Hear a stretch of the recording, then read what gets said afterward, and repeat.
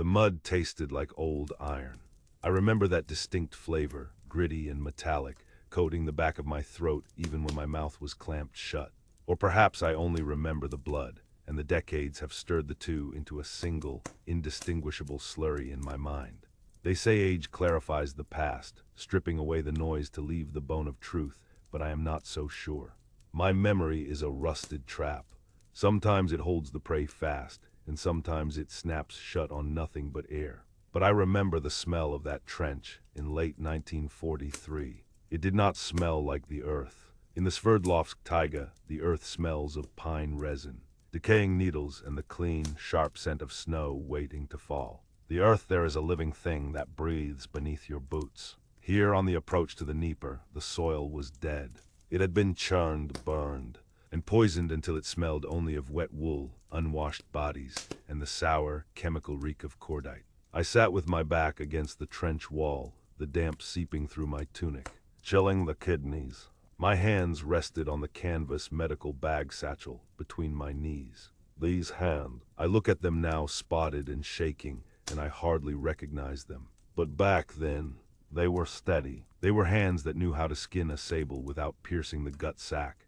Hands that could set a trigger so delicate a falling leaf would not disturb it, yet a wolf's paw would seal its fate. In the Urals, I was a hunter. I was a part of the forest's logic. If you were patient, if you respected the wind and the track, the forest provided. It was a harsh contract, but it was fair. This war was not fair. It was a chaotic, roaring beast that obeyed no laws of nature. I felt a profound, aching dislocation, a sense that I had been ripped from the womb of the world and cast into a machine designed to grind bone into dust. I looked at the men around me.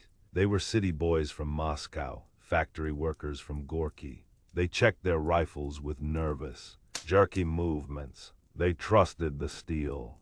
I did not. I trusted the land, and the land here had been defiled. That was the fear that sat in my belly, heavier than the stale bread we ate. Not that I would die, but that this destruction was permanent, that the craters and the mustard gas and the shrapnel were rewriting the geography of the world, turning the sacred wild into a graveyard where nothing would ever grow again. Beside me, young Pavel was vibrating. It wasn't the cold. It was a fever, a deep, rattling heat that turned his skin the color of old parchment. He was 19, a boy who should have been courting girls by a river, not shivering in a hole in Ukraine. I reached out and touched his forehead. He burned. My fingers twitched with a phantom memory. Back home, I would have walked 10 minutes into the timber, found the black, crusty growth of the chaga fungus on a birch tree, and boiled it into a tea. I could have broken his fever in a night. I knew the remedy. It was written in the bark and the moss. But here I had a bag full of rolled bandages that were already gray with dust, a bottle of iodine that stung like a hornet, and morphine syrettes I was ordered to save for officers or amputations. Water, Pavel croaked, his eyes glassy and unseeing. I lifted my canteen to his lips. The water was lukewarm and tasted faintly of the oil from the supply trucks. It was a useless gesture. My skills, my knowledge of roots and herbs, my ability to read the health of a creature by the sheen of its coat, all of it was rendered impotent by this industrial slaughter. I was a medic who could not heal, a hunter who had become the prey. I wiped the spittle from his chin, feeling a surge of shame so hot it nearly brought tears. I was failing him, just as I was failing the land. The artillery had been walking closer all morning, a rhythmic thumping that shook the dirt loose from the trench walls. It wasn't the sharp crack of incoming fire, but the heavy, dull thud of the heavy guns softening up the line. It felt like the heartbeat of a dying giant. I closed my eyes and tried to go back. I tried to summon the silence of the winter taiga, the way the sound of a breaking twig could ring out like a gunshot in the stillness.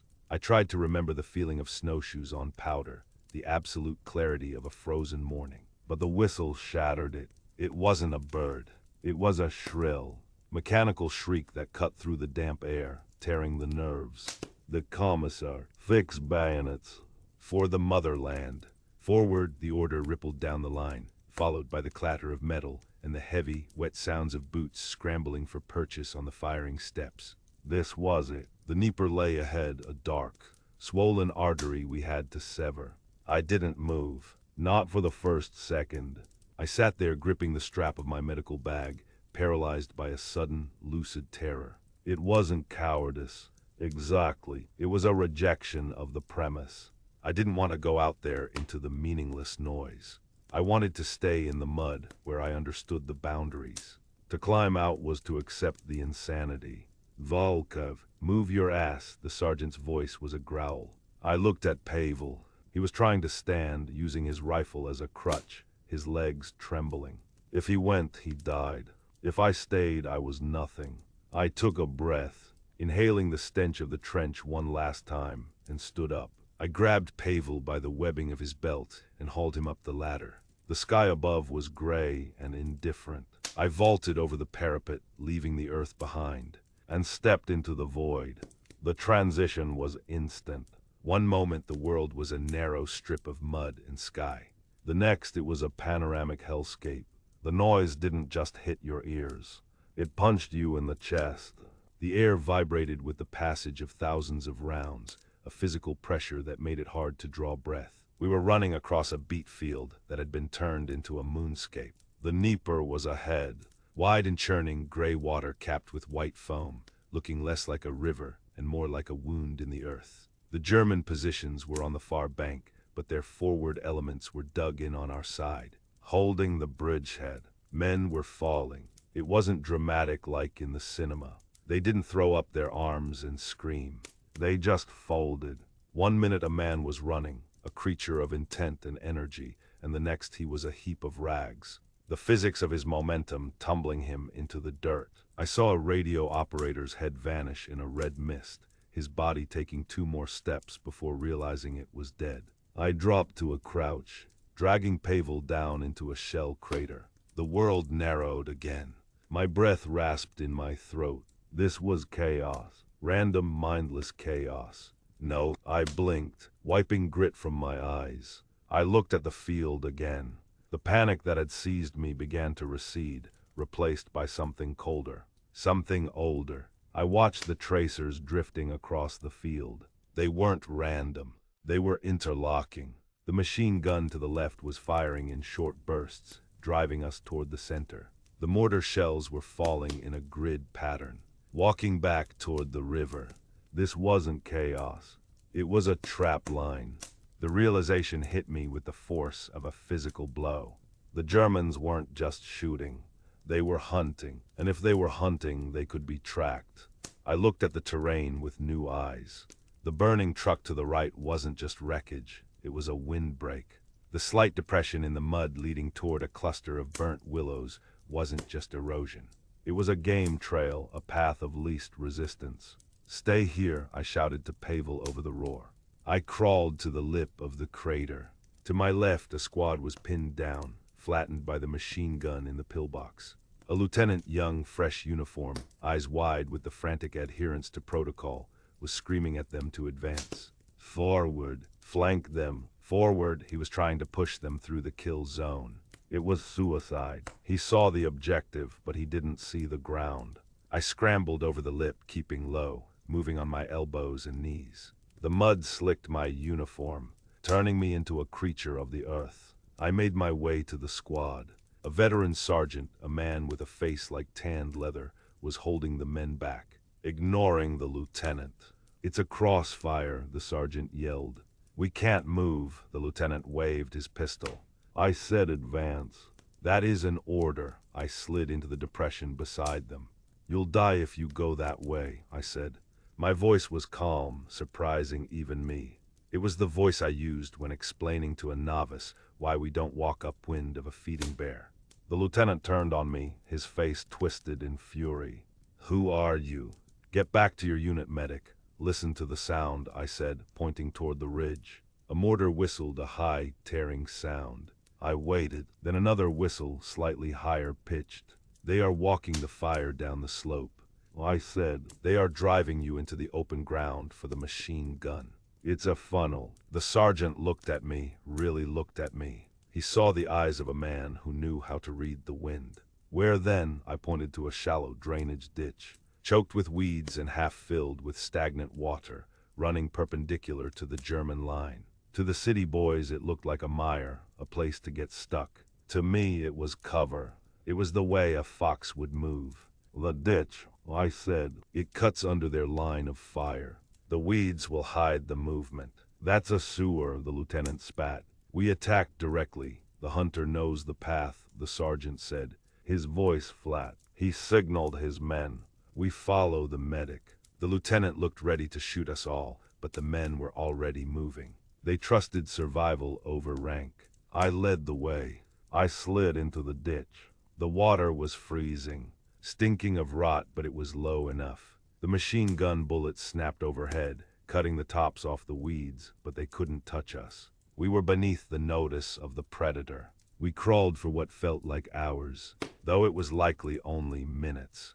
The mud sucked at our knees. The sounds of the battle became muffled, distorted by the earthen walls of the ditch. It was intimate here, just the heavy breathing of the men, the splash of limbs in water, the whispered prayers. Then the ditch opened up.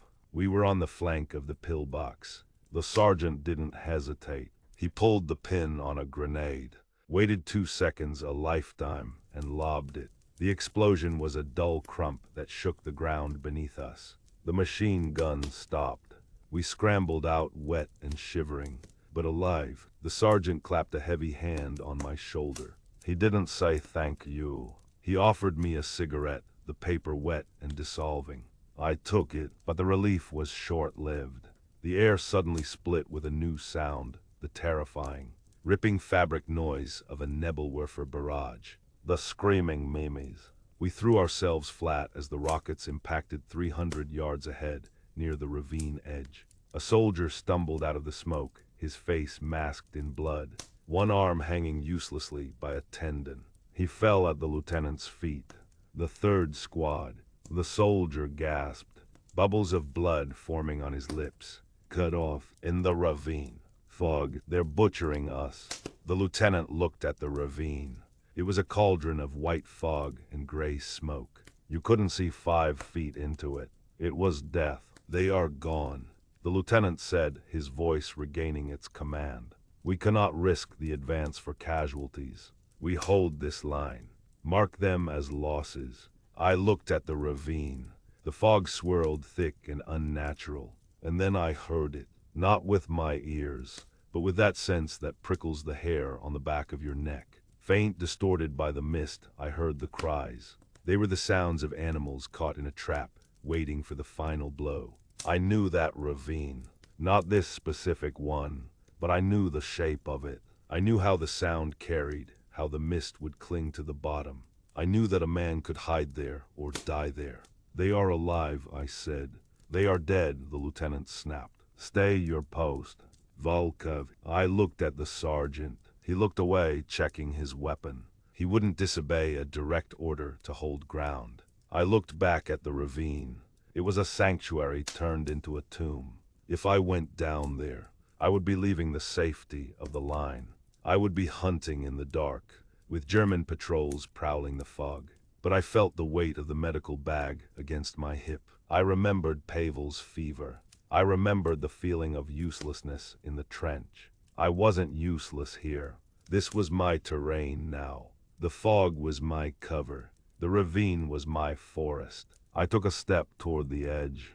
The lieutenant shouted something, a threat of court-martial, but his voice was thin, swallowed by the roar of the war. I didn't look back. I slipped down the embankment, letting the fog swallow me whole, stepping out of the war and into the hunt. The screams were louder now, and I was coming for them. The slope was not earth anymore. It was a slurry of churned clay, shattered timber, and the iron hail of 1,000 barrages. I slid down into the white soup, the fog pressing against my eyes like a physical weight. The screams I had heard from the ridge dissolved into low, wet whimpers as I descended. The acoustics of the ravine played tricks on the mind. A moan from the left would echo from the right. A footfall behind you was actually 50 meters ahead. This was the Devil's Amphitheater, and I was stepping onto the stage. I moved with the rolling gait of the trapper, weight on the outer rim of the boot, rolling inward to dampen the squelch. My breath was shallow, controlled. I was not Dmitri the medic here. I was the predator of the Urals. The German patrols were the invasive species, clumsy and loud. I saw them before they saw me, shapes of field gray coalescing out of the mist. They moved in tight packs, their weapons raised, bayonets tearing wisps of fog.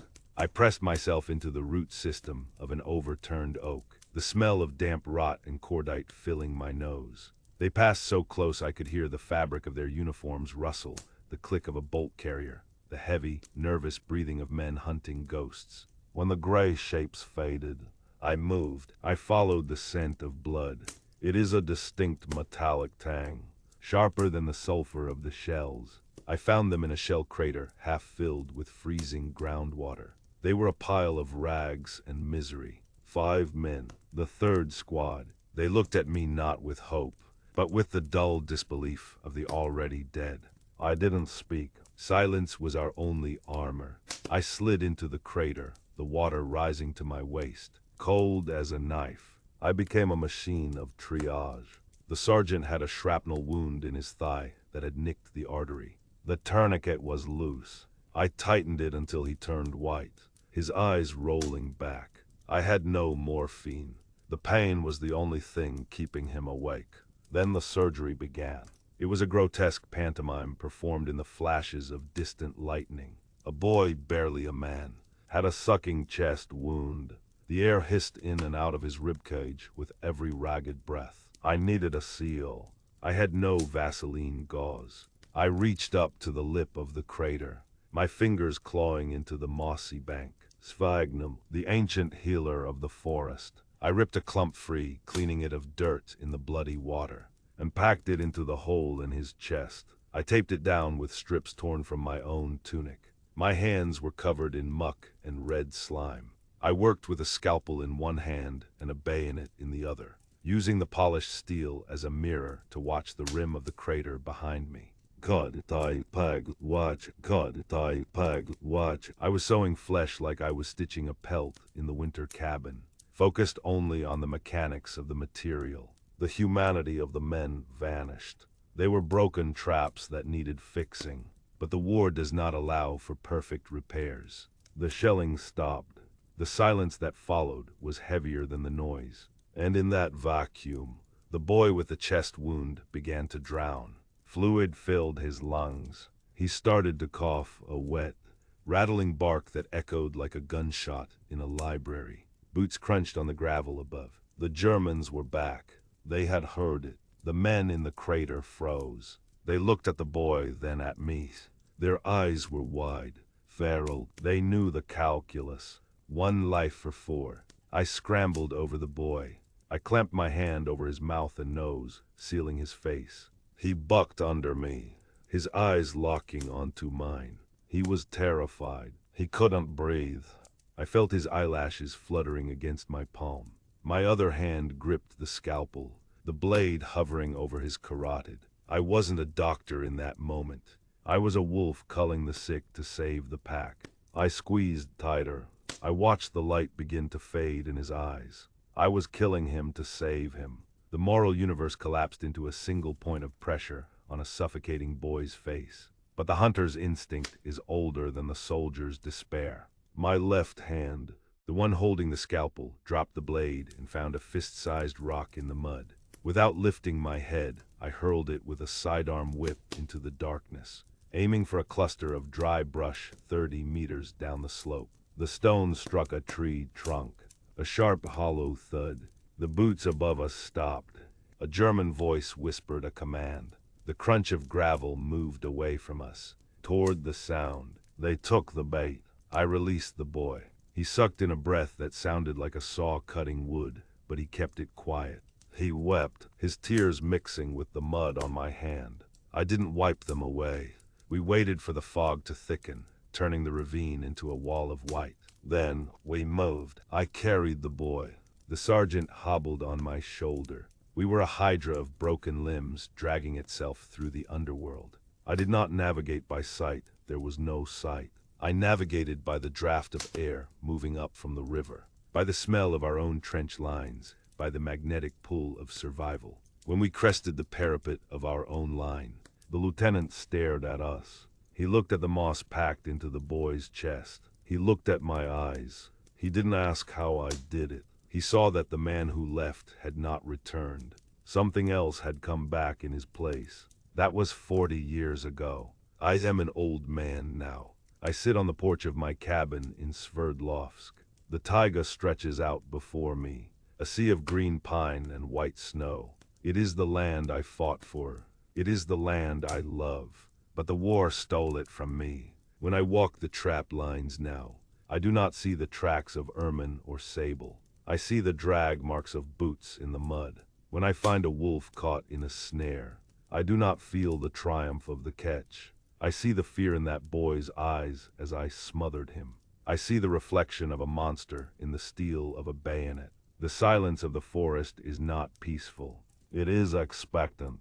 It is the silence of the ravine before the mortar falls. I try to dress a deer, to harvest the meat as my father taught me, but the warmth of the blood paralyzes me. It is too similar. The anatomy of a beast and the anatomy of a man are not different enough for a memory like mine. The war taught me that nature is cruel, but men are crueler. We turned the wilderness into a weapon. I saved those men, yes. They went home to their wives, their children. But I stayed in the ravine. A part of me is still crouching in that crater, hand over a dying boy's mouth, waiting for the Germans to pass. The harvest is ruined. The machine is broken. This memory is a shard of glass I carry. Help me pull it out. Subscribe to keep this history alive.